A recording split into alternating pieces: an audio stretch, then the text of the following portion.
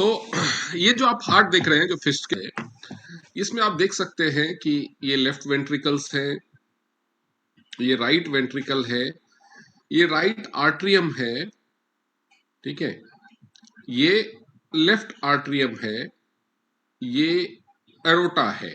Aorta मतलब main artery, जहां से ब्लड को जब ये पंप करता है हार्ट, तो जहां से वो निकलता है और उसके बाद धीरे धीरे चीजों में बचता है, ठीक है।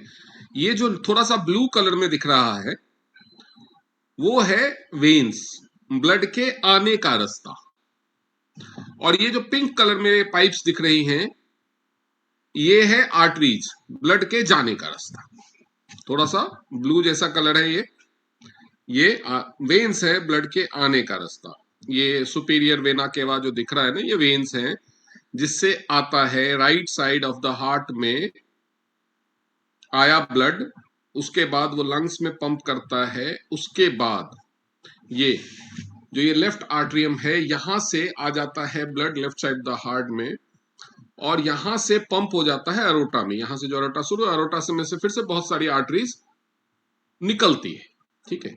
ये देख रहे हैं ये लंग्स से जो इधर आने का, जब लंग ये इधर पीछे बैक साइड में इसके लंग्स होता है उसमें चला गया, तो लंग्स से जब आता है हार्ट के अंदर ब्लड, तो ये पल्मोनरी ट्रंक और पल्मोनरी आर्टरी ये सब चीजें दिखाई गई हैं इसमें। तो बेसिकली इसमें काम कहां कहां पे क्या होता है, ये इंफीरियर वेना केवा, ट्रिस्क्यूपिड वाल्व, यहाँ पे वाल्व आपको दिखेंगे 4, ठीक है। ये देखिए एक पल्मोनरी वाल्व है। पल्मोनरी वाल्व क्या करता है, जब right side of the heart blood को पंप कर देता है लंग्स में, तो उसके बाद ये बंद हो जाता है, मतलब ब्लड को वापस से हार्ट में नहीं आने देता। उसके बाद यहाँ पे आप देख सकते हैं कि मिट्रल वाल्व है जो जिसको बाइस्पिड भी बोलते हैं। उसके बाद ये एरोटिक वाल्व है, एरोटा में ब्लड को पंप कर दिया left side of the heart ने और उसके बाद बंद हो गया। तो जो ब्लड पंप हो गया वेन इस आर्टरी में वो वापस से हार्ट में नहीं आएगा, ठीक है। उसके बाद ये यहाँ पे जो ये ट्रिक्यूस्पिड वाल्व है, ये वाल्व जब हार्ट के अंदर आ जाता है ब्लड वेन से, उसके बाद उसको वापस से वेन में जाने से रोकता है। जैसे वाल्व का आप समझेंगे, जैसे सेफ्टी वाल्व होता है ना घरों में भी, पाइपलाइन में होता है। उसके बाद जो साइकिल या फुटबॉल में या वॉलीबॉल में जब आप हवा भरते हैं तो देखते हैं ना, हवा जब पंप करते हैं प्रेशर के साथ तो वाल्व थोड़ा सा फैल जाता है, हवा अंदर चली जाती है, लेकिन फिर वो चिपक जाता है तो वापस से नहीं आ पाती। हार्ट का फंक्शन बिल्कुल, हार्ट के वाल्व्स का फंक्शन वैसा ही, ठीक है। तब समझेंगे कि इनमें अलग अलग चीजें जो आप नाम आपने देखा उसका क्या क्या फंक्शंस है। The parts of your heart are like the parts of a building. जैसे एक बिल्डिंग होती है ना, बिल्डिंग में पाइप लाइन का पूरा जाल बिछा हुआ होता है, वैसे ही your heart anatomy includes walls, जो अलग अलग वॉल्स आप दिख रहे हैं, ठीक है। ये जो दीवारें हैं, ये जो मेन, ये जो बाहर की तरफ ये दिख रहा है, ये सब जो दीवारें हैं मेन, ये वॉल्स हैं, ठीक है। उसके बाद chambers that are like rooms, तो ये चेम्बर्स आप देख लीजिए, यहाँ पे 1 2 3 और 4। Then valves that open and close like doors to the rooms, दरवाजे जैसे घरों में दरवाजे होते हैं ना, खुलते हैं और बंद होते हैं, वैसे ही वाल्व्स हैं। उसके बाद ब्लड वेसल्स, जैसे घरों में पाइपलाइन वाला सिस्टम होता है ना, प्लम्बिंग पाइप्स, जो बाथरूम में भी होता है, किचन में भी होता है। इस एक पाइपलाइन ऊपर टंकी होती है, उससे एक पाइपलाइन आती है, फिर वो घरों में बट जाती है ब्रांचेज में, तो वैसे ही पाइपलाइंस होती है, ठीक है। उसके बाद एक इलेक्ट्रिकल कंडक्शन सिस्टम, जैसे पूरे घर में वायरिंग होती है वैसे हार्ट में भी पूरी वायरिंग होती है, हर मसल को, हर वाल्व को कंट्रोल करने के लिए। वाल्व को ऊपर प्रेशर बढ़ा, वाल्व को खुलने का वो देना, मैसेज देना। जैसे ही ब्लड पास हो गया, चिपक जाने का मैसेज देना। तो वाल्व को कंट्रोल करना, वॉल्स को, आर्टरीज को, सारी चीजों को कंट्रोल करने के लिए इलेक्ट्रिकल सिस्टम्स होते हैं। तो जैसे आपके घर में जो इलेक्ट्रिकल सिस्टम्स होते हैं, तो क्या चीज चलेगा, क्या चीज बंद होगा,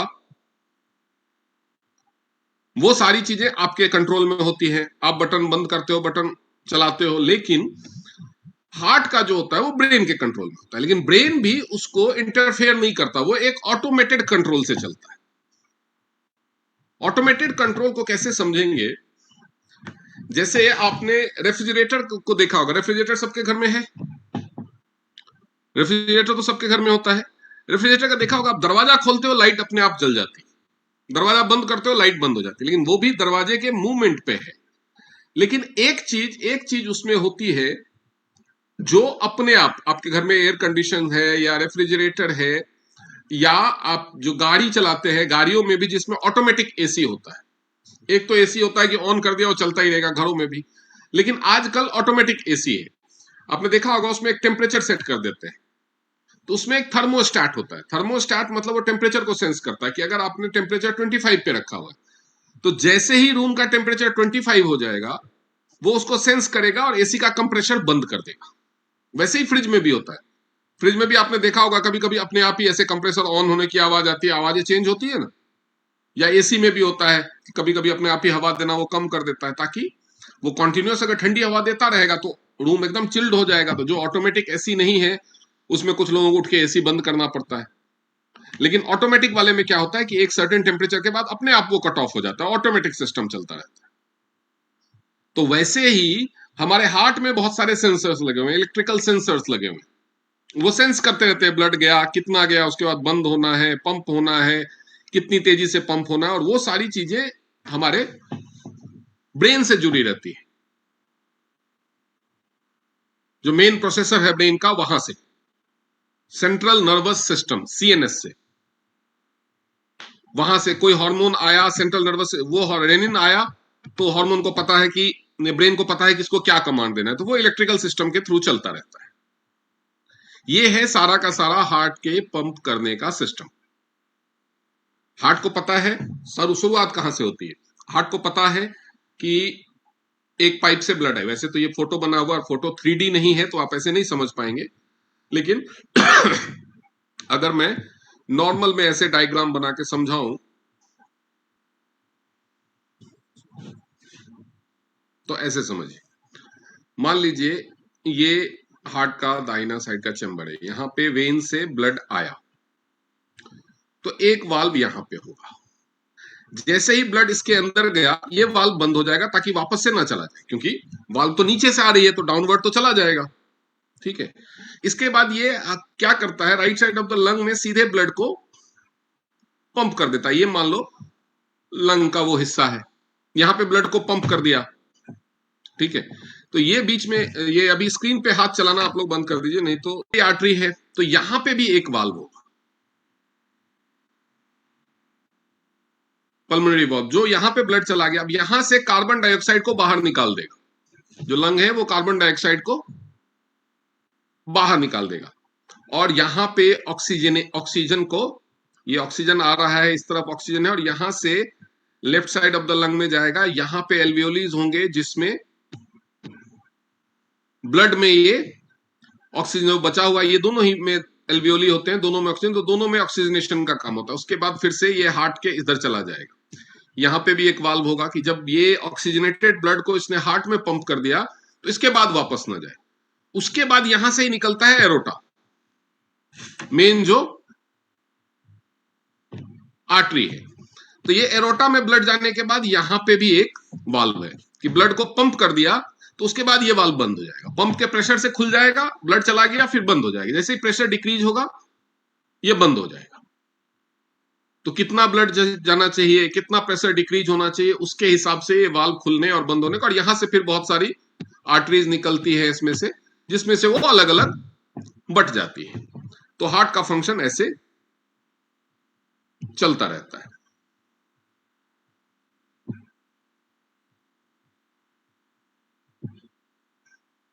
मेन जो स्ट्रक्चर बना हुआ है वो तो मसल्स का बना हुआ है। ये जो वॉल्स दिखाया मैंने, ये देखिए, ये एक बाहरी वॉल है, ये बीच का हिस्सा है। ये अगर इसको और बड़ा करें तो ये देखिए, ये बाहरी हिस्सा है, ये बीच का हिस्सा है, और ये अंदर का हिस्सा है। ये तीन हिस्से हैं, इनके भी नाम है। Your heart walls are the muscles that contract and relax. Squeeze होते हैं, फैलते हैं, स्क्वीज होते हैं, फैलते हैं, और उसी से वो पंपिंग वाला इफेक्ट पैदा होता है। ब्लड को पंप करने के लिए वो सिकुड़ते रहते, जैसे इसे पंप हुआ धक धक, धक धक वो जो होता है ना बीच में, जब वो रिलैक्स करते हैं तब वो जो गैप होता है। तो पंप करते समय जो प्रेशर हार्ट लगाता है, तो जो ब्लड में प्रेशर जनरेट होता है, प्रेशर मतलब ब्लड को कितनी दूर से धक्का दिया, तो ब्लड तो लिक्विड है तो वो अपने आसपास की वॉल्स पे प्रेशर लगाएगा, जो आर्टरीज वॉल पे प्रेशर लगाएगा, तो वो कितना प्रेशर है वो कहलाता है सिस्टोलिक। जब पंप हुआ, जब हार्ट ने स्क्वीज किया, उसके बाद जब वो हार्ट रिलैक्स हुआ, तो उस समय नॉर्मल में जो ब्लड बहता रहता है, फिर अचानक से एक लहर आई, धक्का मारा, फिर रिलीज हुआ, तो वो जो नॉर्मल में जब बहता रहता है तब जो प्रेशर होता है वो होता है डायस्टोलिक, जो आप 120 और 80 को आइडियल मानते हैं। जब पंप किया हार्ट ने, तो आर्टरीज पे जो ब्लड का प्रेशर होना चाहिए वो 120 होना चाहिए। ठीक है। अगर बीपी बढ़ रहा है तो या तो हो सकता है हार्ट में इलेक्ट्रिकल कंडक्शन बढ़ गया हो, होता है ना बायो इलेक्ट्रिसिटी का इम्बैलेंस। सोडियम आपने, नमक आपने ज्यादा खाया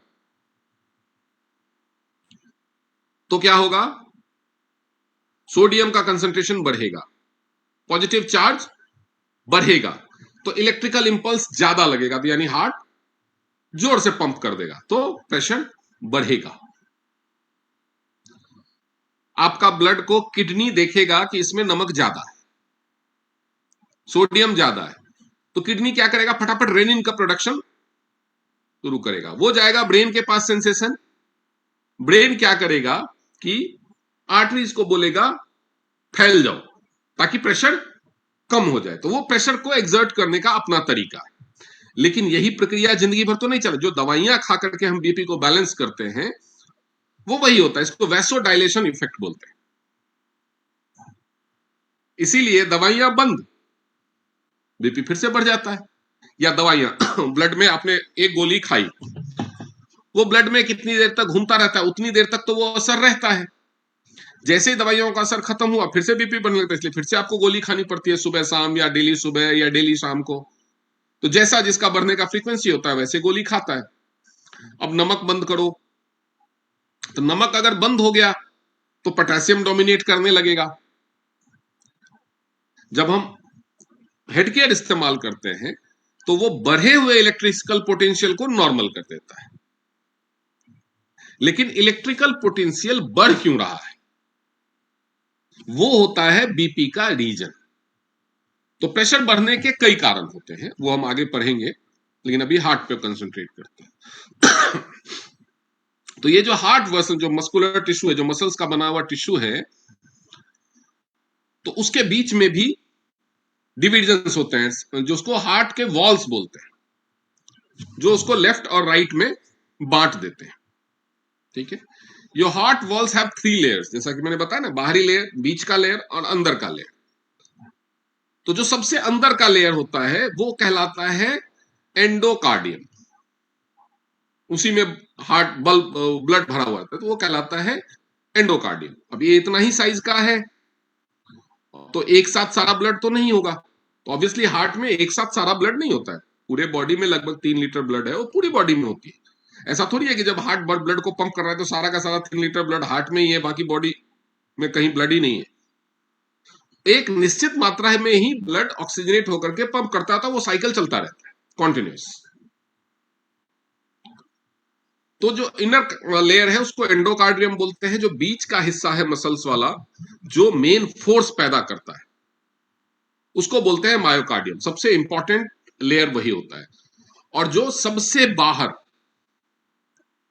बाहर वाला लेयर रहता है, जो प्रोटेक्शन के लिए होता है, मायोकार्डियम को बचाने के लिए। मायोकार्डियम सॉफ्ट होता है क्योंकि उसको पंप करता है, वो ज्यादा फ्लेक्सिबल होता है, लचीला होता है, उसकी इलास्टिसिटी ज्यादा होती है, उसकी स्ट्रेंथ बहुत ज्यादा होती है, लेकिन उसकी हार्डनेस जो होती है वो कम होती है। तो उसके ऊपर का जो लेयर होता है वो थोड़ा सा थिक होता है, क्योंकि वो मायोकार्डियम के प्रोटेक्शन के लिए, क्योंकि मायोकार्डियम बहुत इंपॉर्टेंट है। तो वो प्रोटेक्टिव आउटर लेयर होता है जिसको एपिकार्डियम बोला जाता है।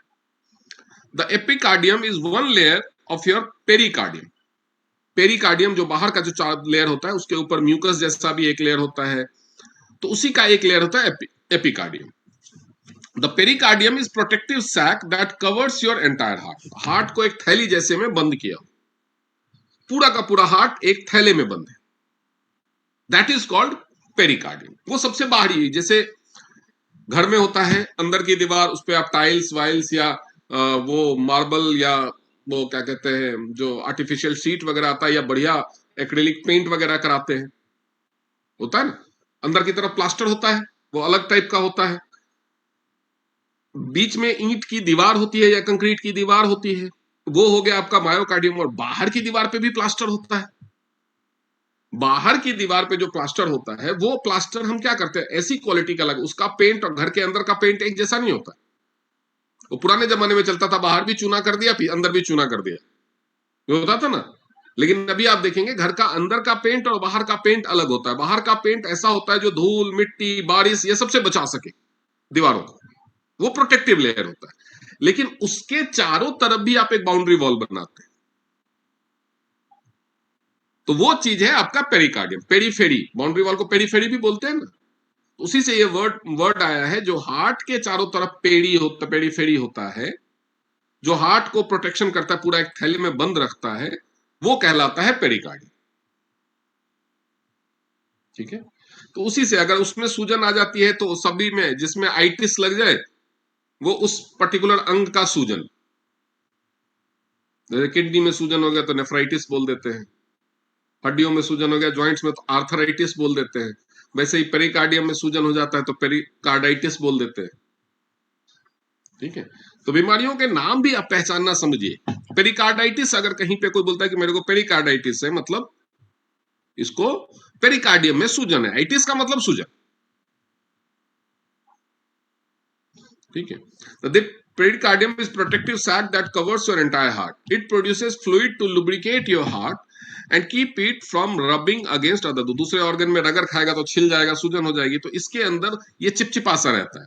इस ये लुब्रिकेशन के लिए लिक्विड फ्लूइड पैदा करता रहता है पेरिकार्डियम, ताकि ये चिपके नहीं आपस में।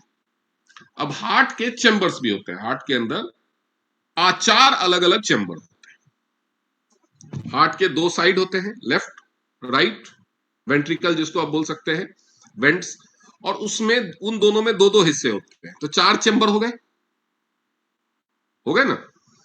अब जैसे एक फ्लोर पे दो फ्लैट है, दोनों फ्लैट में दो दो कमरे हैं, यूं समझ लो आप कि एक मंजिल पे दो फ्लैट हैं और दोनों फ्लैट में दो दो कमरे हैं। तो चार जो चेंबर हैं, दो ऊपर की तरफ होते हैं और दो नीचे की तरफ होते हैं। उन चेंबर्स का नाम है आर्ट्रियम और प्लूरल आर्टिया। और जो नीचे की तरफ होते हैं वेंट्रिकल्स की तरफ, वो उसको लेफ्ट और राइट वेंट्रिकल बोला जाता है। वैसे तो पूरा लेफ्ट और साइड हार्ट और राइट साइड होता है, लेकिन नीचे वाले हिस्से को वेंट्रिकल्स बोला जाता है। अब जो राइट आर्ट्रियम है, जो दाहिनी साइड वाला है, उसमें आता है डीऑक्सीजनेटेड ब्लड सबसे पहले। जो बड़ी बड़ी बड़ी दो नसें आती हैं, वो उसमें, ये देखिए, ये जो दो बड़ी वाली नसें आ रही है ना, ये दोनों, ये ब्लू वाली जो दो बड़ी पाइप आ रही हैं, वो ये देखिए, ये जो राइट आर्ट्रियम है, ये वेंट्रिकल नीचे वाला हिस्सा है, ऊपर वाला हिस्सा आर्ट्रियम। तो ये दोनों ब्लड डिलीवर कर रही है कहां, राइट आर्ट्रियम को। ये देख रहे हैं यहाँ पे राइट आर्ट्रियम लिखा हुआ है ऊपर वाले हिस्से में, और नीचे वाले हिस्से में राइट वेंट्रिकल लिखा हुआ। ये सॉरी, नीचे वाले हिस्से में एक तरफ लेफ्ट में राइट आर्ट्रियम और नीचे राइट में राइट वेंट्रिकल लिखा हुआ, ये नीचे वाले हिस्से में। तो जब यहां पे ब्लड आता है राइट आर्ट्रियम में, राइट आर्ट्रियम का काम है ब्लड को रिसीव करना, डीऑक्सीजनेटेड ब्लड को, यानी लो ऑक्सीजन ब्लड को रिसीव करना। The two large veins deliver oxygen to poor blood, oxygen poor blood to your right atrium. The superior vena cava carries blood from your upper body. जो दो veins दिखाए, superior और inferior, दो नाम है इनके। ठीक है, तो जो सुपीरियर वेना केवा है, ये शरीर के ऊपर वाले हिस्से से ब्लड लाता है। ठीक है, और यहां पे ये इंफीरियर वेना केवा जो है, जो ये यहां नीचे से, देखिए नीचे से ये पाइप जाकर के जुड़ रहा है उसमें, वो लेके आता है शरीर के निचले वाले हिस्से से ब्लड।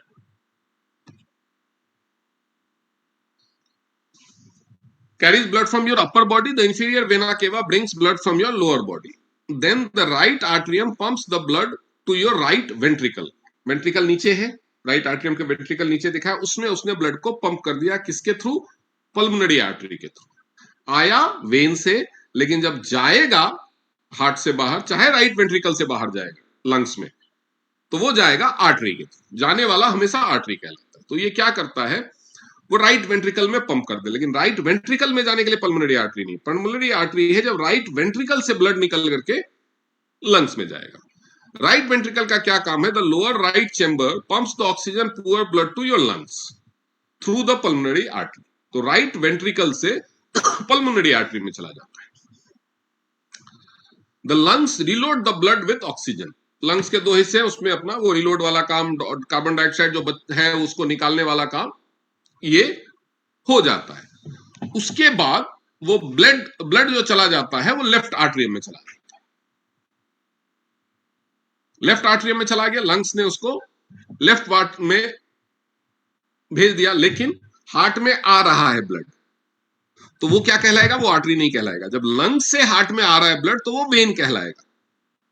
हार्ट में जो ब्लड आता है दीज आर कॉल्ड वेन्स, और जब हार्ट से जाता है ब्लड तो वो कहलाता है आर्टरी। तो जब लंग्स ने right side of the lung ने left side of the lung में दिया और left side of the lung ने फिर आपके लेफ्ट आर्टरियम में ब्लड पंप किया, तो वो वेन से जाएगा, तो वो कहलाता है pulmonary veins carry the blood to left atrium.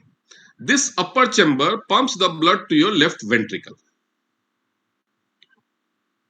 फिर वो जो लेफ्ट आर्टरियम है आपका, वो उसके निचले हिस्से में जो लेफ्ट वेंट्रिकल है वहां पे ब्लड पहुंचा देता है। अब लेफ्ट वेंट्रिकल का काम है बॉडी में ब्लड पंप करना। लेफ्ट वेंट्रिकल का काम है बॉडी में ब्लड को पंप करना। The left ventricle is slightly larger than the right. ये सबसे बड़ा हिस्सा होता है, क्योंकि इसी का काम है सबसे ज्यादा प्रेशर बनाना।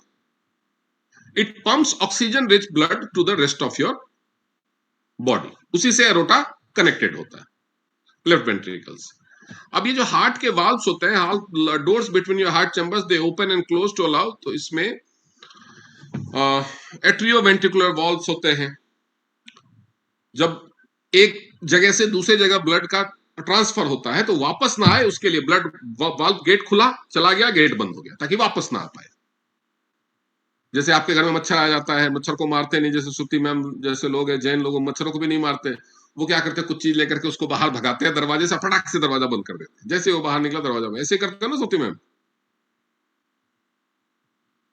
बाकी तो मच्छर मार ही देते हैं, लेकिन तो वैसे ही ब्लड गया, वो इंतजार में था, फटाक से बंद हो गया वाल्व। जब वाल्व ठीक से बंद ना हो, ठीक से खुले ना, तो वो भी प्रॉब्लम होती है, जिसको वाल्व की प्रॉब्लम बोलते हैं। तो इसमें कई तरह के वाल्व हैं, जिसमें ट्रिक्यूस्पिड वाल्व है। राइट आर्टरियम और राइट वेंट्रिकल के बीच में ये होता है। राइट आर्टरियम क्या करता है, डीऑक्सीजनेटेड ब्लड लेता है और उसके बाद राइट वेंट्रिकल में देता है, जहां से वो लंग में जाता है, क्योंकि ब्लड को पंप करने की ताकत वेंट्रिकल में होती है, ब्लड को बाहर भेजने की ताकत वेंट्रिकल में होती है। राइट वेंट्रिकल का काम है लंग्स में भेजना और लेफ्ट वेंट्रिकल का काम है बॉडी में भेजना। ठीक है। जो तो ट्रिस्कोपिड वाल्व जो है वो है राइट आर्टरियम और राइट ट्रिस्कोपिड वाल्व वो है राइट आर्टरियम और राइट वेंट्रिकल के बीच में। ठीक है। मिट्रल वाल्व है वो आपके लेफ्ट आर्टरियम और लेफ्ट वेंट्रिकल के बीच में है। उसके बाद जो एरोटिक वाल्व है वो होता है जब आपका जो लेफ्ट वेंट्रिकल है वो एरोटा में ब्लड को पंप कर देता है, बाहर निकाल देता है, जो जा बॉडी में जा। और पल्मोनरी वाल्व है जब आपका राइट वेंट्रिकल लंग्स में ब्लड को पंप करता है, तो होता है पल्मोनरी वाल्व का काम। तो ये आपको ध्यान में रखना पड़ेगा, ये को आपको बार बार पढ़ना पड़ेगा। ठीक है। पल्मोनरी वाल्व तो आप समझ सकते हैं नाम से कि जब आपका जो पल्मोनरी आर्टरी में ब्लड पंप हो जाता है, जो आपका ये राइट वेंट्रिकल है वो जब लंग्स में ब्लड को पंप कर देता है, तो नाम से क्लियर है, तो पल्मोनरी आपको याद रहे। एरोटिक भी याद रहेगा कि जब लेफ्ट वेंट्रिकल ने एरोटा में पंप कर दिया तो वो एरोटिक वाल्व है। ये दोनों याद रखना आसान है। कंफ्यूजन होती है ट्रिक्यूस्पिड में और मिट्रल में। तो ट्रिक्यूस्पिड क्या है, जो आपका राइट आर्टरियम जब आया, जो सबसे पहला वाल्व यूज होता है, इसको ऐसे याद रखिए। सबसे पहले क्या होता है, हार्ट में ब्लड आया राइट साइड में, और राइट साइड के वेंट्रिकल में गया। तो जो सबसे पहला वाल्व होता है वो होता है ट्रिक्स्पिड वाल्व। उसके बाद लेफ्ट आर्ट्रियम से लेफ्ट वेंट्रिकल में गया ऑक्सीजनेटेड होने के बाद, वो होता है मिट्रल वाल्व। ठीक है। और यहां पे एरोटिक वाल्व जो है या और पल्मोनरी वाल्व, ये बाहर के कनेक्शन को रोकते हैं। यानी हार्ट से जब पल्मोनरी वाल्व में जार बंद हो रहा है तो यानी हार्ट से ब्लड बाहर निकल के लंग्स में जा रहा है, और एरोटिक वाल्व के केस में हार्ट से ब्लड बाहर निकल करके बॉडी में जा रहा है। उसके अलावा ब्लड वेसल्स हैं, आर्टरीज और वेन्स दोनों को मिलाकर के वेसल्स बोलते हैं, जिसके थ्रू ब्लड का फ्लो होता है, वो कहलाते हैं वेसल्स। वेसल्स के 3 टाइप होते हैं, आर्टरीज, वेन्स और कैपिलरीज। आर्टरीज क्या होता है? जो ऑक्सीजन रिच ब्लड कैरी करता है। बीच में इंटरचेंज के लिए भी छोटी छोटी आर्टरीज होती है, तो बट मेनली आर्टरीज वो होती है जहां जब हार्ट ब्लड को पंप करता है, बाहर भेजता है, तो जिधर से ब्लड जाता है वो कहलाती है आर्टरीज। ठीक है। बस एक आर्टरी है जो बाहर ऑक्सीजन रिच ब्लड नहीं ले जाती, वो है पल्मोनरी आर्टरी। क्यों पल्मोनरी आर्टरी? क्योंकि वो आपके राइट वेंट्रिकल से लंग्स में ब्लड ले जाती है, वो डीऑक्सीजनेटेड ब्लड ले जाती है। पल्मोनरी आर्टरी को छोड़ करके बाकी सारी आर्टरीज में ऑक्सीजनेटेड ब्लड रहता है। तो यहां पे आपको एक चीज ध्यान में रखना है कि पल्मोनरी आर्टरी एक ऐसी सिंगल आर्टरी है जिसमें आर्टरी होते हुए भी डीऑक्सीजनेटेड ब्लड ले जाती है। तो फिर उसका नाम आर्टरी क्यों रखा? क्योंकि वो हार्ट से बाहर ब्लड भेजने का काम तो कर ही रहा है। उसके बाद वेन्स, ऑक्सीजन पुअर ब्लड जब हार्ट में वापस आता है तो वो कहलाता है वेन। उसके बाद है कैपिलरीज, ये स्मॉल छोटे छोटे ब्लड वेसल्स है, आर्टरीज में से ये निकले होते हैं। लेकिन इनका काम क्या है कि ऑक्सीजन पुअर ब्लड आया तो उसमें ऑक्सीजन डालना है। तो ऑक्सीजन जो स्मॉल, जो आपकी बॉडी जो ऑक्सीजन रिच और ऑक्सीजन पुअर ब्लड का जो एक्सचेंज करती है आपस में अंदर लंग्स के अंदर, हार्ट के अंदर, वो जो काम जिन छोटी छोटी पतली पतली पाइप्स के थ्रू होता है वो कहलाती हैं कैपिलरीज। कैपिलरीज बॉडी में भी होती है, जो पतले पतले ब्रांचेज होते हैं जैसे स्किन में, इन सब चीजों में। उसके अलावा है कोरोनरी आर्टरीज। कोरोनरी आर्टरीज ये मेन है क्योंकि ज्यादातर ब्लॉकेज, स्टेंट डालना, ये सब चीजें इसी में होती है। तो ये आपको ध्यान ढंग से समझना चाहिए। Heart receives nutrient through a network of coronary arteries. Coronary arteries वो आर्टरीज हैं जिसके थ्रू हार्ट के मसल्स को मिलता है ब्लड। भाई बैंक है, जैसे मान लो एक बैंक है एसबीआई, मान लो किसी कंपनी में काम करने वाले सभी कर्मचारियों को, जैसे बीपी सिंह जी हैं सरकारी कर्मचारी हैं, इनका किस सैलरी, या सुपर्णा मैम है कॉर्पोरेट एम्प्लॉय हैं, उनका भी सैलरी किसी न किसी बैंक में आता होगा। आता है कि नहीं आता है? सुपर्णा मैम बताओ, सैलरी बैंक में हाँ आता जी है सर, कि सीधे तिजोरी में आता है? बैंक में। बैंक में आता है। ठीक है, कौन से बैंक में आता है? बैंक का नाम ले लो आप, भले झूठा ले लो, एसबीआई। तो मेरे को क्या जाए। एसबीआई। एसबीआई में आता है। अब जिस ब्रांच में इनकी सैलरी आती है, इनके ऑफिस में जितने लोग हैं सबको सैलरी देने का काम वही बैंक कर रहा है, एसबीआई कर रहा है। लेकिन एसबीआई में भी काम करने वाले कुछ लोग होंगे जो इनके अकाउंट में सैलरी ट्रांसफर करते हैं, उनकी भी सैलरी आती होगी। ऐसा तो है नहीं कि एसबीआई के ट्रेजरी में पैसा है, अपना अपना सैलरी जाके सीधे एम्प्लॉई है बैंक का, हमने अपना सीधे उठा लिया, ऐसा तो नहीं कर सकते ना।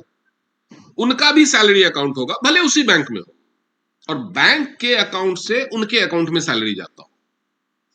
तो वैसे ही हार्ट है, पूरे शरीर को ब्लड देता है, लेकिन वो भी तो खुद भी तो एक ऑर्गन है, वो उसको भी ब्लड चाहिए, उसको भी न्यूट्रिशन चाहिए, उसको भी मसल्स में वियर एंड टियर होते हैं, उसके रिपेयर के लिए नए सेल्स बनने हैं। तो बाकी जो बॉडी को ब्लड सप्लाई होता है वो अलग आर्टरीज है, लेकिन हार्ट के मसल्स को जो ब्लड सप्लाई होता है वो कहलाती है पल्मोनरी आर्टरीज। ठीक है। और सबसे ज्यादा ब्लॉकेजेज और ये हार्ट अटैक की जो समस्या होती है वो पल्मोनरी आर्टरीज में ब्लॉकेज के थ्रू। आपके हार्ट, लोगों को लगता है कि हार्ट ब्लड को पंप कर देता है तो उधर जिधर से ब्लड जा रहा है उधर ब्लॉकेज होगी उसकी वजह। तो वो अगर हार्ट ने ब्लड को पंप किया और किसी पर्टिकुलर अंग को ब्लड नहीं मिल रहा तो वो अंग में परेशानी होगी। हार्ट अटैक क्यों होगा? लेकिन पल्मोनरी आर्टरी में अगर दिक्कत हुई तो हार्ट को ही ब्लड नहीं मिलेगा, हार्ट को ही ऑक्सीजन नहीं मिलेगा, तो हार्ट अपना मूवमेंट, हार्ट अपनी हरकत, हार्ट अपने फंक्शन कैसे करेगा? इसलिए पल्मोनरी आर्टरी को समझना थोड़ा इंपॉर्टेंट है। Your heart receives nutrients through a network of coronary artery. पूरा एक नेटवर्क बना हुआ है, मेन 3 होते हैं। These arteries run along your heart surface. आपके हार्ट के सरफेस के ऊपर ये रहते हैं, जिसमें से लेफ्ट कोरोनरी आर्टरी है, सर्कमफ्लेक्स आर्टरी है और left anterior artery, descending artery है। ठीक है। उसके बाद एक है राइट कोरोनरी आर्टरी। इनका काम क्या क्या है? ये लेफ्ट कोरोनरी आर्टरी 2 भागों में बढ़ जाती है, circumflex artery and the left anterior descending artery. इसीलिए मेनली 3 आर्टरी बोली जाती है, 1 2 3, क्योंकि ये लेफ्ट का ही ये दोनों पार्ट है। तो अगर काउंट करेंगे तो 3 आर्टरी बोलते हैं ना, तीनों आर्टरी ब्लॉक है या 2 आर्टरीज में ब्लॉकेज। ठीक है। तो सर्कमफ्लेक्स आर्टरी का क्या काम होता है कि ये आपके लेफ्ट आर्टरियम को ब्लड सप्लाई करता है, लेफ्ट वेंट्रिकल को, लेफ्ट आर्टरियम और लेफ्ट वेंट्रिकल को। तो अगर ये हिस्सा अफेक्ट क्या होगा तो बॉडी में ब्लड पंप होना बंद हो जाएगा। क्यों? क्योंकि लेफ्ट आर्टरियम में जो ब्लड होता है, ऑक्सीजनेटेड ब्लड, वो लेफ्ट वेंट्रिकल में जाता है और लेफ्ट वेंट्रिकल फिर अरोटा में पंप करता है। उसके बाद जो लेफ्ट एंट्रियल डिसेंडिंग आर्टरी होती है वो क्या काम करता है? जो फ्रंट और बॉटम होता है लेफ्ट वेंट्रिकल का, सबसे मेन जगह जहां से ब्लड पंप होता है, उसको ब्लड सप्लाई देता है। राइट कोरोनरी आर्टरी क्या करता है? राइट आर्टरियम और राइट वेंट्रिकल को ब्लड की सप्लाई देता है।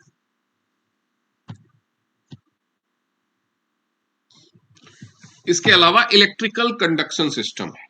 अगर आप वेंट्रिकल और आर्टरीज को देख, कोरोनरी आर्टरीज को देखना चाहते हैं तो वो भी देख सकते हैं।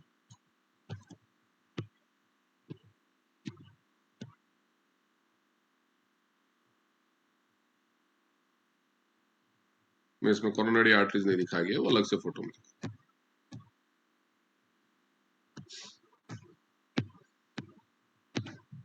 उसके बाद इलेक्ट्रिकल कंडक्शन सिस्टम क्या है हार्ट में? योर हार्ट कंडक्शन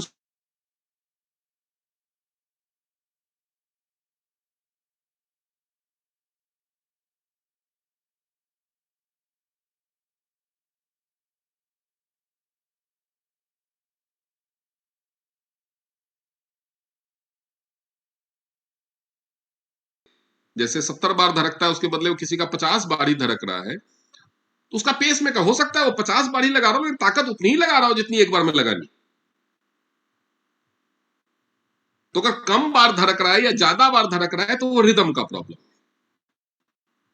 लेकिन जब मसल्स वीक हो जाती है हार्ट की या इलेक्ट्रिकल करंट का फ्लो वीक हो जाता है तो वो धक धक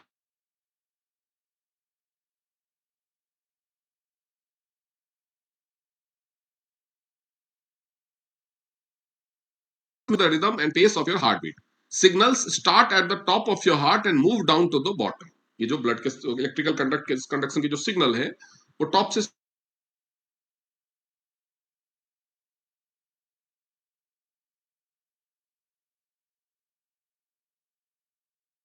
एसए नोड और एवी नोड, अगर आपने वो एनोग्राफी वगैरह की रिपोर्ट कभी किसी पर ही होगी या इस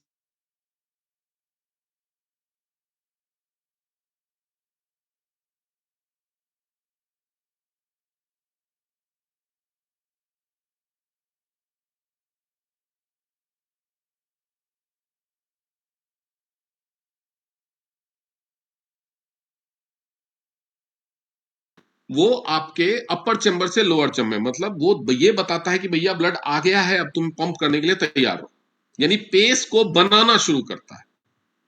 जैसे हमें होता है ना, जंप करना होता है तो हम पीछे थोड़ा सा बॉडी टाइट करते हैं ना, कई बार रन अप लेके आते हैं, नहीं भी छोटा भी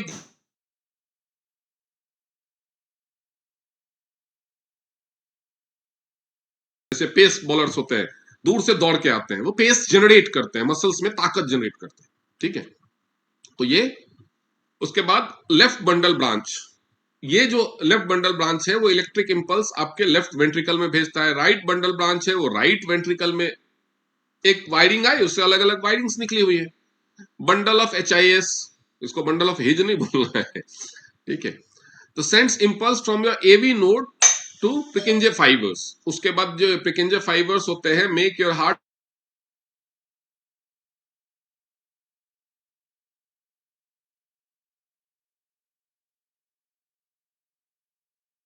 ये फाइबर्स में जो करंट जाता है वो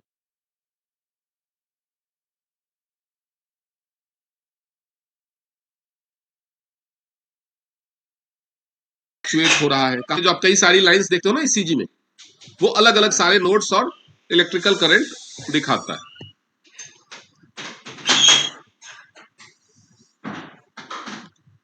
where is your heart located? Heart कहां पे होता है? चलो ये बंद करते हैं। नए लोगों में से कोई कौन है? नए लोग, नए लोग कौन है? प्रशांत कटारिया जी, रामेश्वर कटारिया जी, बताइए।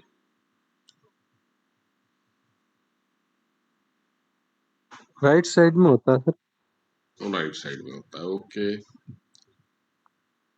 सर किसी का लेफ्ट में होता है क्या सर? होता होगा, पता नहीं, वो तो अभी पता सर चलेगा, लोग एक, बताएंगे। नहीं एक अब है बंदा मिला मेरे को, उसका वो चेकअप कराया तो उसको खुद को ही पता नहीं, बाद में पता है उसका क्या लेफ्ट पता, साइड में लेफ्ट हार्ट में था। होता है, राइट में होता है, बीचे में पड़ा रहता है, वो तो पता चलेगा अभी। नहीं, रेनू मैडम आप बताइए, उन्होंने हार्ट बताया था किधर होता रिपोर्ट। है?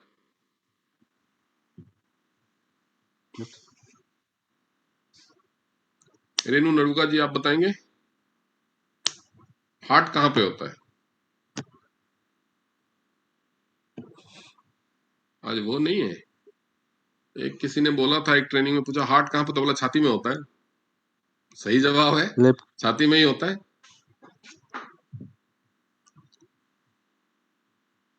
मोनालिका बारी जी आप बताइए, हार्ट कहाँ पे होता है? ये रेनू नड़ुगा सर जी पता नहीं छाती कहाँ के रहते हैं। हैं? हाँ जी मैम बताइए, सर बताइए छाती बताइए, कैमरा नहीं भी ऑन करेंगे तो चलेगा, आवाज आ रही है आपकी। सर छाती के बीच में। छाती के बीच में? बीच जी में सर। कहाँ पे मतलब? सर सेंटर में, दोनों लेफ्ट राइट के बीच में। सेंटर में, ओके।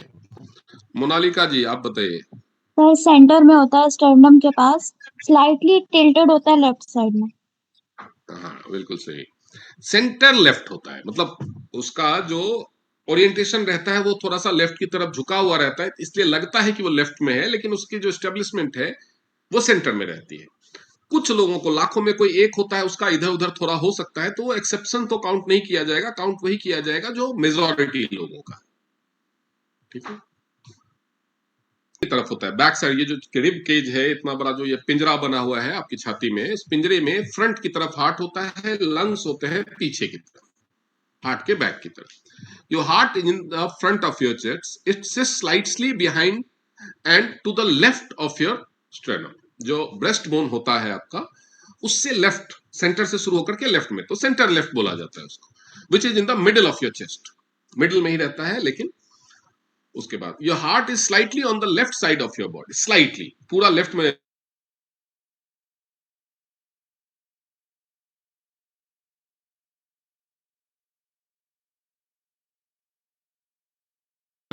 ये यहां होता है, your heart is slightly on the left side of your body, it sits between your right and left lungs. ये इसके दोनों तरफ लंग्स होते हैं, उसके बीच में ये दुबका हुआ रहता है, right and left lungs. The left lung is slightly smaller to make room for the heart. तो जो फेफड़ा है ना लेफ्ट साइड वाला, वो थोड़ा छोटा होता है ताकि हार्ट के लिए जगह बना सके, ठीक है। तो left slightly smaller to make room for the heart in your left chest, your rib cage protects your heart. ये जो आपका पिंजरा है वो हार्ट को प्रोटेक्ट करता है। लेफ्ट चेस्ट, लेफ्ट लंग्स जब आपका छोटा होता है तो उसका एक्चुअली काम भी, क्योंकि राइट लंग के पास एक एडिशनल जॉब होता है,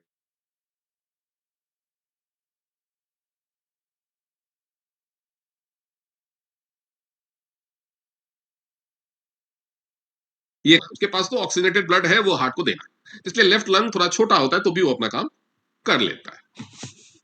हार्ट दिखता कैसा है? Your heart looks like little bit like upside down pyramid with rounded edges. Large blood vessels go into and out your heart, bring blood into away from your heart. ये सब तो आपने देख ही लिया है। How big is your heart? कितना बड़ा होता है? Everyone's heart is slightly different size. सबके हार्ट का साइज थोड़ा थोड़ा बड़ा या छोटा हो सकता है। वो इंसान की बॉडी के साइज पे डिपेंड नहीं करता है। बड़े ही विशालकाय, लंबे चौड़े, मोटे आदमी का हार्ट छोटा हो सकता है, एक छोटे एवरेज साइड के बंदे का हार्ट बड़ा हो सकता है। Generally your heart is about the same size as your fist.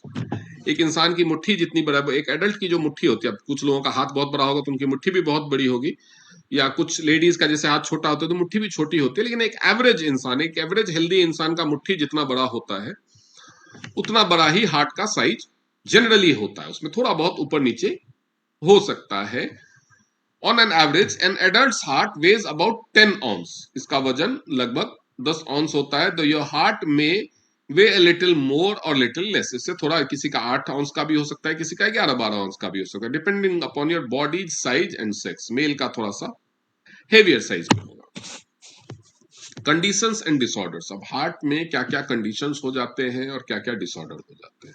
तो जितने मैंने अभी आपके हार्ट के पार्ट्स और ऑर्गन बता दिए, उसके हिसाब से what are the common conditions and disorders that affect your heart. Heart conditions are among the most common type of disorders in the United States. Heart disease is leading cause of death. Heart disease America में नहीं, अब तो India में भी बन गया है। तो इसमें जो बीमारियां हैं वो है हार्ट अरिथमिया। ये जो होता है इसमें आपका हार्ट बहुत तेजी से धड़कता है या बहुत स्लो धड़केगा। ये क्या है? ये जो रिदम से बना हुआ है। तो ये जो रिदम है हार्ट का बीट करने का, धक धक धक धक धक धक, या ये तो बहुत तेज होगा, धक धक धक धक धक धक धक, या धक धक धक धक। तो या तो बहुत तेज, 1 मिनट में 70-72 बार की बजाय 90 बार, 95 बार, 100 बार आपका हार्ट बीट करेगा, या फिर कम करेगा, 60 बार, 55 बार, 65 बार। तो ये इरेगुलर रिदम को अरिथमिया बोलते हैं, एरिथमिया भी बोल सकते हैं आप। उसके बाद कार्डियोमायोपैथी। कार्डियोमायोपैथी ये जब तब होता है जब आपका हार्ट, उसके जो मसल्स हैं वो हार्ड हो जाए, स्टिफ हो जाए। जब स्टिफ हो जाएंगे मसल्स, उनकी फ्लेक्सिबिलिटी कम होगी तो उनकी पंपिंग की कैपेसिटी कम हो जाएगी। ठीक है, जैसे वो मैंने बताया ना, जैसे ड्रॉपर होता है जो ऐसे इंक लेते हैं, इंक पॉट में से और पेन में डालते हैं, लेकिन वो अगर हार्ड हो जाए, बहुत ज्यादा दबे ही नहीं पूरा, तो ना तो वो पूरा इंक ले पाएगा, ना पूरा प्रेस करके निकाल पाएगा। तो वैसे ही हार्ट में होता है। हार्ट के जो अगर वॉल्स या मसल्स बड़े हो गए तो प्रेशर कम लगाएंगे, या स्टिफ हो गए, छोटे हो गए, मोटे हो गए तो प्रेशर ठीक से नहीं लगा पाएंगे। तो ये सारी चीजें होती है। उसके अलावा है कंजस्टिव हार्ट फेलियर।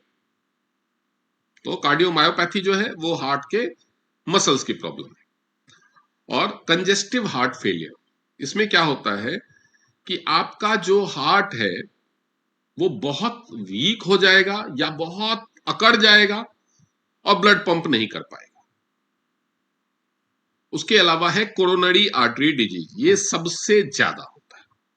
ये ऊपर बाकी जो चीज है, सबसे ऊपर वाला अरिथमिया और कोरोनरी आर्टरी डिजीज सबसे नीचे वाला, ये दोनों बीमारियां सबसे ज्यादा होती है। बाकी जो बीच की दो है वो कम लोगों को होती है।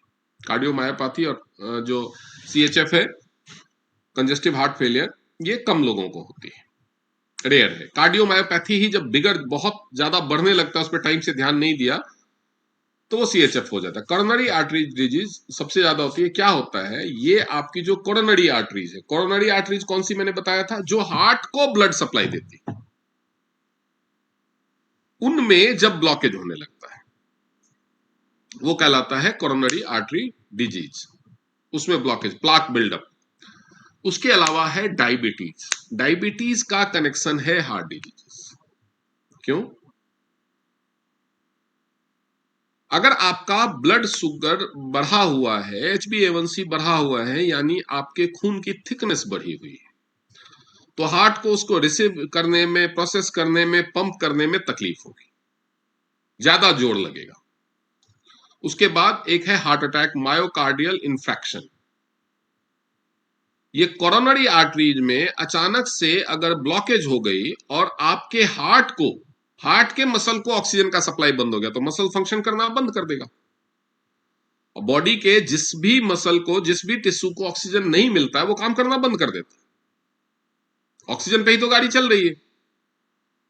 तो अगर ब्लॉकेज हो जाए कोरोनरी आर्टरी में, तो खून आगे नहीं जाएगा, खून आगे नहीं जाएगा तो ऑक्सीजन नहीं मिलेगा हार्ट के मसल्स को।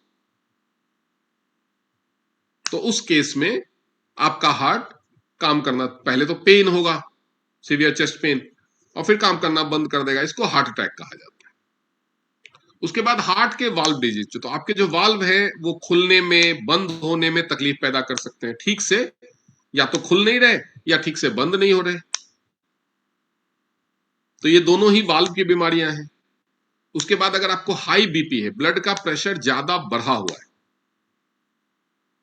जो आपके आर्टरी के वॉल्स पे ये ज्यादा प्रेशर लगा रहा है, उससे भी हार्ट को समस्या होती है। कोलेस्ट्रॉल अगर आपका बढ़ा हुआ है तो प्लाक बिल्डअप ज्यादा होगा कोरोनरी आर्टरीज में या दूसरी आर्टरीज में। अगर आपके ब्लड का जो फैट है, ब्लड में जो फैट है जिसको लिपिड बोलते हैं, तो बैड कोलेस्ट्रॉल जितना बढ़ा रहेगा उतना ज्यादा, जिसको एलडीएल बोलते हैं, low density lipoprotein,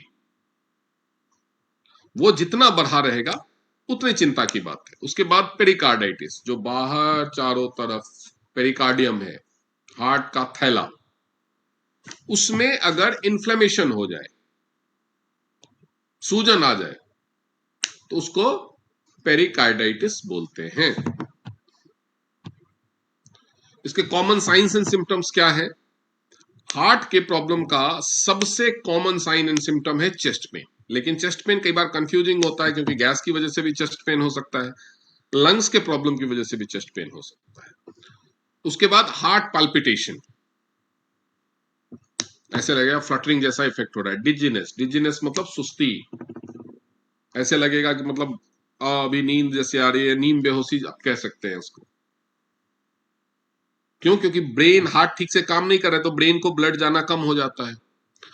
shortness of breath, सांस लगेगी कि फूल रही है, ऐसे लग रहा है कि लंग्स काम नहीं कर रहे। लंग्स की गलती नहीं होती, लंग्स तो सही ऑक्सीजन दे रहा है, लेकिन हार्ट बॉडी को सही ब्लड नहीं दे पा रहा है, इसीलिए ब्रेन ऑक्सीजन, दिमाग को बोलता है और ऑक्सीजन लाओ और ऑक्सीजन लाओ, तो सांस आप जल्दी जल्दी लेते हैं।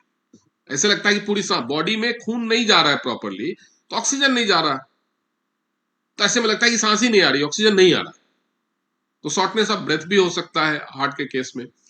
फटीग, क्योंकि पूरी बॉडी में जो एनर्जी है, जो ऑक्सीजन है, वही देता है। एनर्जी आती है ग्लूकोज से और कार्बोहाइड्रेट से, लेकिन कार्बोहाइड्रेट और ग्लूकोज को एनर्जी में कन्वर्ट करने के लिए ऑक्सीजन चाहिए। तो जब हार्ट प्रॉपर ऑक्सीजन सप्लाई नहीं दे पाता है, तो हमारे मसल्स धीरे धीरे धीरे धीरे थका हुआ सा महसूस करने लगते हैं। काम करना, हम जैसे थक जाते हैं तो काम कम करते हैं ना, वैसे ही होने लगता है। उसको स्वेलिंग, आपके लोअर बॉडी में स्वेलिंग हो जाएगी अगर आपके हार्ट ठीक से पेस नहीं जनरेट कर पा रहे। अगर आपके हार्ट में ऐसी कोई प्रॉब्लम है, ये दोनों जो बीच की प्रॉब्लम है, कार्डियोमायोपैथी और कंजेस्टिव हार्ट फेलियर, इन दोनों केसेस में आपका हार्ट सही ढंग से पेस नहीं जनरेट कर पाता है, जितना प्रेशर उसको लगाना है नहीं कर पाता, तो नीचे तो चला जाता है ब्लड, नीचे से ऊपर नहीं आता, तो ब्लड के जो हेवी पार्टिकल्स हैं वो नीचे ज्यादा देर रहने लगते हैं या नीचे ही अटकने लगते हैं। तो उसकी वजह से आपके बॉडी के लोअर हिस्से में, पैरों में, एंकल में सूजन आने लगती है। उसके बाद common test to check your health of your heart, blood pressure है, इलेक्ट्रोकार्डियोग्राम जिसको ईकेजी और इकोकार्डियोग्राम जिसको ईसीजी बोला जाता है। उसके बाद चेस्ट का एक्सरे, चेस्ट का एक्सरे में क्या पता चलेगा, साइज, इको टॉर्चर, ये सब पता चलेगा कि ठीक है कि नहीं, हार्ट ज्यादा बड़ा तो नहीं हो गया, ज्यादा सिकुड़ तो नहीं गया है। ब्लड टेस्ट, उसमें पता चलेगा कि कोलेस्ट्रॉल वगैरह कैसा है, कितना है, बैड कोलेस्ट्रॉल बढ़ना। कार्डियक कैथेटराइज में जो एंजियोग्राफी किया जाता है, उसमें एक कैथेटर डाल के अंदर जाकर के ब्लॉकेज देखा जाता है, कैमरा वैमरा लगा करके। ये सब चीजें, हार्ट की एमआरआई कर सकते हैं, उससे आपका हार्ट का शेप एंड साइज पता चलता है। और स्ट्रेस टेस्ट, जब आपको ट्रेडमिल पे दौड़ाया जाता है और साथ में ईसीजी किया जाता है, तो पता चलता है जब हार्ट के ऊपर स्ट्रेस पड़ता है, यानी जब आपकी बॉडी मेहनत कर रही है उस समय आपके हार्ट का इलेक्ट्रिकल कंडक्शन कैसा रहता है। Common treatments, medicine to lower blood pressure और प्रिवेंटिंग क्लॉटिंग। अब यहां से शुरू होता है टीसीएम का रोल। ठीक है, कि हार्ट के जो कंडीशंस हैं, तो टीसीएम, बाकी जो पूरा प्रॉपर ट्रीटमेंट है वो तो जब हम एक्यूलाइफ करेंगे तब मैं आपको बताऊंगा, लेकिन हार्ट से रिलेटेड ये जितने प्रॉब्लम बताए, ठीक है, ये सारे जो प्रॉब्लम बताए कि इन सब चीजों की वजह से हार्ट में प्रॉब्लम हो सकती है, 1 2 3 4 5 6 7 8 9 10, ये 10 प्रॉब्लम के लिए इतने सारे टेस्ट। तो ये एक्यूलाइफ से कैसे कंडक्ट करेंगे हम, एक्यूलाइफ से कैसे एग्जैक्टली नहीं बता पाएगा ईसीजी की तरह या ब्लड टेस्ट की तरह कि कितना कोलेस्ट्रॉल है, लेकिन बताएगा बढ़ा है घटा है, ये बताएगा। वो कैसे बताएगा वो हम एक्यूलाइफ के जब पढ़ेंगे तब सीखेंगे। और इसके अलावा क्या कंडीशन के हिसाब से क्या, जैसे यहां पे बताया कि मेडिसिन लेना है बीपी कम करने के लिए या ब्लड थिनर लेना है क्लॉटिंग रोकने के लिए, लेकिन टीसीएम में दवाइयां नहीं दी जाती। तो कैसे थेरेपी से और सप्लीमेंट से आप ब्लड प्रेशर को कंट्रोल कर सकते हैं और क्लॉटिंग रोक सकते हैं। क्लॉटिंग अगर हो गया है तो उसको कैसे हटाते हैं, जबकि यहां पे उसके बारे में आप कोई जिक्र नहीं देखोगे, क्योंकि क्लॉटिंग हो चुकी है, उसको हटाने का कोई रास्ता एलोपैथी में नहीं है। उसके बाद पेसमेकर किस कंडीशन में लगाना है और पेसमेकर लगाने का सिचुएशन आने वाला है, उससे पहले आप हमारे डिवाइसेस की मदद से और हमारे सप्लीमेंट की मदद से क्या कर सकते हैं। कुछ एक कंडीशन में जरूरी हो जाता है पेसमेकर, हर कंडीशन में हर ट्रीटमेंट काम नहीं करता, लेकिन ज्यादातर कंडीशन में हमारे ट्रीटमेंट से पेसमेकर अवॉइड हो जाता है। उसके बाद कैथेटर एब्लेशन या एंजियोप्लास्टी, एंजियोप्लास्टी मतलब वो जो बलून डाल देते हैं उसको फुला देते हैं, तो वहां पे आर्टरी जहां पे ब्लॉकेज है वहां फैल जाती है, फिर एक स्प्रिंग डाल देते हैं जिसको स्टेंट बोलते हैं। तो वो क्या प्रोसेस होता है, ये सारी चीजें समझेंगे। Operations like coronary artery bypass surgery, coronary artery का बाईपास सर्जरी क्या है, तो जहां पे स्टेंट डालना पॉसिबल नहीं होता, ब्लॉकेज ज्यादा है या ऐसी जगह पे है जहां पे स्टेंट जा नहीं सकता, तो उस हिस्से को काट के और जोड़ दिया जाता है, वो कहलाता है बाईपास सर्जरी। जैसे किसी शहर में बहुत ज्यादा ट्रैफिक है तो बाहर के ट्रैफिक को बाहर ही एक सड़क बना के निकाल दिया जाता है ना, तो जिसको बाईपास रोड बोलते हैं। बाईपास मतलब शहर को बाईपास कर दिया तो क्यों, क्योंकि शहर में ट्रैफिक था ज्यादा, तो इसलिए शहर को बाईपास कर लिया। तो वैसे ही जहां पे कोरोनरी आर्टरीज में ब्लॉकेज है उसको छोड़ करके दूसरी जगह से ब्लड को पास करा देते हैं, उसके आगे, ब्लॉकेज के आगे। जैसे मान लो कि पुल बन रहा होता है या पुल टूट जाता है तो साइड से रास्ता बना देते हैं ना बाईपास, तो वो हो गया। उसके बाद वाल्व रिप्लेसमेंट, वाल्व अगर ठीक से काम नहीं कर रहा है तो आर्टिफिशियल वाल्व लगाया जाता है, तो वाल्व अगर ठीक से काम नहीं कर रहा है, पूरी तरह से खराब हो गया तब तो रिप्लेसमेंट करना पड़ सकता है। लेकिन अगर सही टाइम से हमारे पास कोई आ जाए ट्रीटमेंट के लिए, उसका वाल्व ठीक से बंद नहीं हो रहा या नीचे लटक जा रहा है या ढीला हो गया है, तो उसको कैसे हम थेरेपी से और सप्लीमेंट से रिपेयर कर सकते हैं, उसके बारे में समझेंगे। और हार्ट को कैसे हेल्दी रखना है, उसके लिए कुछ चीजें यहाँ पे दी गई हैं और मैं आप लोगों से को एडवाइस दूंगा कि ये सारी चीजें अगर आप फॉलो करेंगे तो हार्ट की प्रॉब्लम्स आपको कम होंगी। नहीं होंगी ऐसा नहीं कह सकते, बट कम होंगी। और अगर आपको हार्ट की प्रॉब्लम पहले से है तो इन बातों का ध्यान रखना ही रखना चाहिए, नहीं तो आप मुसीबत में फंस जाएंगे। If you have a condition that affects your heart, condition that affects your heart, एक तो हार्ट की कंडीशन और condition that affects your heart, मतलब आपको पहले से अगर बीपी या शुगर है, स्पेशली ये दो चीजें हार्ट की दुश्मन है। तो अगर आपको पहले से बीपी या शुगर की प्रॉब्लम है तो आप ट्रीटमेंट प्लान तो फॉलो करेंगे ही, चाहे वो हमारा हो या जिससे भी आप डॉक्टर से ट्रीटमेंट ले रहे हैं। टाइम से मेडिसिन लेंगे। बीपी की प्रॉब्लम है, लेकिन कई लोग बोलते हैं ना, बाहर आपके पास आएंगे और बोलेंगे कि भाई डॉक्टर ने लिखा तो है लेकिन हम ले नहीं रहे। ये सबसे बड़ी गलती। एक मेडिसिन को बिना उसके बीमारी को ठीक किए या उसका कोई दूसरा सब्स्टिट्यूट लिए बिना बंद कर देना बहुत बड़ी बेवकूफी है। ठीक है, उसके अलावा लाइफस्टाइल में क्या क्या चेंजेस आने चाहिए ताकि आप हार्ट की प्रॉब्लम में ना फंसे। तो सबसे पहला काम, अपना वेट मेंटेन रखिए। आपकी उम्र, आपके जेंडर और आपकी हाइट के हिसाब से अगर आपका बीएमआई रहेगा, वेट रहेगा, तो हार्ट की प्रॉब्लम होने के चांसेस मिनिमम रहेंगे। दारू मत पीजिए, यहाँ पे मॉडरेशन लिखा हुआ, लेकिन मैं एडवाइस करूंगा मत पीजिए, क्योंकि फायदा उसका कोई नहीं है, नुकसान ही नुकसान। हार्ट हेल्दी फूड मतलब जिसमें फैट और कार्बोहाइड्रेट कम हो वो खाइए, जिसमें फ्रूट्स, वेजिटेबल, होल ग्रेन ज्यादा हो, वो खाइए, और कार्ब और फैट वाले फूड कम खाइए। नमक कम खाइए, चीनी कम खाइए। चीनी तो बंद कर सकें बहुत अच्छा है, नहीं तो डेली 3 ग्राम से ज्यादा नमक और 8 ग्राम से ज्यादा चीनी मत लीजिए, ठीक है। फिजिकल एक्टिविटी कीजिए, वॉक कीजिए, या फिर बीसीएम मशीन लीजिए डेली। उस पे अभी बीसीएम मशीन को टीएंस में लॉन्च हुए लगभग 19 साल हो चुके हैं, और जिन लोग जो देखा गया, जो लोग रेगुलरली बीसीएम करते हैं उनको सर्कुलेशन से रिलेटेड, लंग से रिलेटेड, हार्ट से रिलेटेड, किडनी से रिलेटेड, ये 3 ऑर्गन से रिलेटेड प्रॉब्लम नहीं होती है। लेकिन मैं टीएंस के बीसीएम की बात कर रहा हूं, ये नहीं कि जो हमारी कॉपी मिलती है वो खरीद लिया कहीं से। क्यों? समझिए, क्योंकि आपका हार्ट उसके हिसाब से टीएंस के बीसीएम का 7 आरपीएम फिक्स है। वोल्टेज बढ़ेगा तो भी वो 7200 आरपीएम रहेगा, उसका टेक्नोलॉजी उतना अच्छा है, तभी प्राइस ज्यादा है। वोल्टेज घटेगा तो भी उतना ही रहेगा। पता चला कि आपने एक लोकल बीसीएम खरीद लिया, आइडियल कंडीशन में तो वो 7200 आरपीएम दे रहा है, लेकिन अचानक से सर्ज हुआ, वोल्टेज ज्यादा आया, वो सीधे 11,000 पे पहुंच गया। तो जब तक आप समझ पाओगे, उतर पाओगे, तब तक तो वो हार्ट अटैक करा देगा। या मान लो आप ऐसी जगह पे रहते हो जहां पे हमेशा थोड़ा वोल्टेज कम रहता है, 220 होना चाहिए लेकिन 180-90 रहता है, बाकी अप्लायंसेस काम करेंगे, लेकिन आपके बीसीएम का जो स्पीड है वो कम हो जाएगा। तो जो फायदा उसको देना चाहिए वो आप यूज तो कर रहे हो, शौक पूरा कर रहे हो, लेकिन फायदा नहीं देगा। बाकी वो जो इलेक्ट्रिकल कंडक्शन वाला थेरेपी या जो रिफ्लेक्सोलॉजी थेरेपी का इफेक्ट है वो प्रॉपर नहीं मिलेगा, हार्ट का ब्लड डायलेशन नहीं कर पाएगा ठीक से। तो ये बहुत सारे फायदे नहीं मिलते हैं, इसलिए ओरिजिनल कोई भी, देखिए आप नकली जैसे ओमेगा की या राडो की, ये सब की घड़ियां महंगी है, 1 लाख, 1.5 लाख, 2 लाख की घड़ी है, उसका कॉपी मिलता है 10,000, 15,000 में, 20,000 में, 25,000 में। तो वो अगर आपने कॉपी ले लिया तो क्या होगा? थोड़े दिन बाद उसका कलर उतर जाएगा, खराब हो जाएगा, जल्दी पैसे का नुकसान होगा। लेकिन अगर आपने बीसीएम नकली ले लिया, या हेडकेयर नकली ले लिया, या एक्यूलाइफ नकली ले लिया, तो आपकी जानकार आपकी सेहत का नुकसान हो सकता है। 10-20 हजार बचाने के लिए क्यों ये रिस्क लेना है? तो यही चीज आप अपने क्लाइंट्स को भी समझाएं। उसके बाद स्ट्रेस मत लीजिए, मिनिमाइज कीजिए स्ट्रेस को। स्ट्रेस लिया नहीं जाता, हो जाता है, लेकिन मैनेज कर सकते हैं आप। स्ट्रेस को मैनेज कैसे करेंगे? पॉजिटिव थॉट प्रोसेस से। टेंशन की बात है तो 2 चीजें हमेशा सोचिए,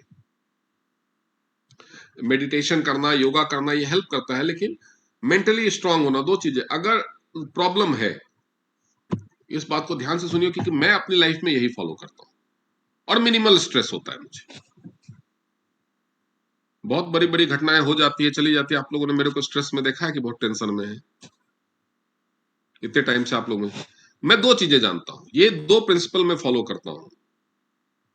कोई भी प्रॉब्लम आएगी तो उसका 2 ही आउटकम होगा, या तो उस प्रॉब्लम का सॉल्यूशन होगा या नहीं होगा, यही हो सकता है ना। कोई भी प्रॉब्लम हो, या तो सॉल्यूशन होगा या नहीं होगा, इसके अलावा तीसरा तो कोई ऑप्शन नहीं है। तीसरा कोई ऑप्शन है किसी के पास तो बताओ। अब जैसे एलपीजी है, उसको लेकर के कुछ लोग स्ट्रेस में इंडक्शन ऑर्डर कर रहे हैं, तो ये तो दोस्तों रिश्तेदारों से मांग मांग के सिलेंडर जमा कर रहे हैं, बहुत कुछ कर रहे हैं स्ट्रेस में। अब या तो सरकार इसका कोई समाधान निकाल लेगी या नहीं निकाल पाएगी। नहीं निकाल पाएगी तो आप कितने सिलेंडर एडवांस में भरवा के रख लोगे? मेरे घर में चूल्हा अप्रैल में बंद होगा, आपके घर में जून में बंद होगा,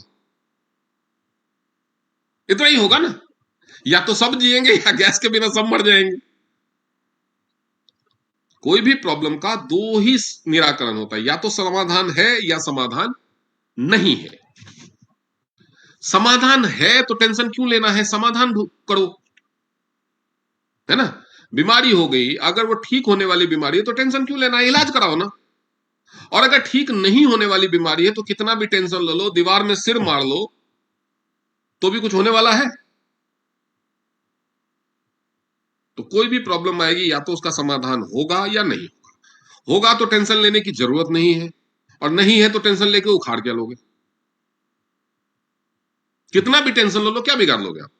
अभी लोग हो रहे हैं यार, ईरान पता नहीं कब बंद होगा, सोने के भाव बढ़ रहे हैं। अरे भाई मेरी बात ना तो ट्रंप सुनेगा, ना वो मुस्तफा खमैनी सुनेगा, ना नेतन्याहू सुनेगा, तो मैं टेंशन क्यों लूं? बताओ, मैं कितना भी टेंशन ले लूं, मेरे कहने से तो ये टेंशन ये लड़ाई रुकने वाली तो है नहीं। तो बाहर में जाए, शेयर मार्केट जीरो पे चला जाए, मैं कर क्या सकता हूं? जो होगा देखा जाएगा। तो ये प्रिंसिपल को फॉलो कीजिए। स्ट्रेस फिर भी स्ट्रेस हो जाता है, लेकिन कम टाइम के लिए होगा, तुरंत नहीं हो सकता, लेकिन धीरे धीरे धीरे आपका ब्रेन इस चीज पे ट्यून्ड हो जाएगा। तो आपको स्ट्रेस या तो होगा नहीं, या होगा भी तो बहुत कम टाइम के लिए। आपका ब्रेन खुद को ही समझा लेगा, ऑल इज वेल। ठीक है, तो स्ट्रेस आप जितना कम लेंगे तो ब्लड प्रेशर को मैनेज करना उतना आसान होगा, हार्ट अटैक के चांसेस उतने घटेंगे। सिगरेट पीते हैं तो छोड़ दीजिए, ठीक है, टोबैको प्रोडक्ट्स अवॉइड कीजिए, और सेकेंड हैंड स्मोक को भी, कि आप कोई सिगरेट पीता है, आपको उसकी खुशबू अच्छी लगती है तो उसके पास बैठे हुए नहीं, दूर रहिए। If you smoke, ask a health care provider for resources to help you quit, कि कैसे उसको छोड़ सकते हैं, कुछ तरीके। अब कल हम थोड़ा सा ट्रीटमेंट, लक्षण और एक्यू लाइफ आपको कैसे हेल्प करता है ये चीजें पहचानने में, और वो क्या सिम्टम्स हैं उसके बारे में थोड़ा सा पढ़ लेंगे। Then will move towards what, liver.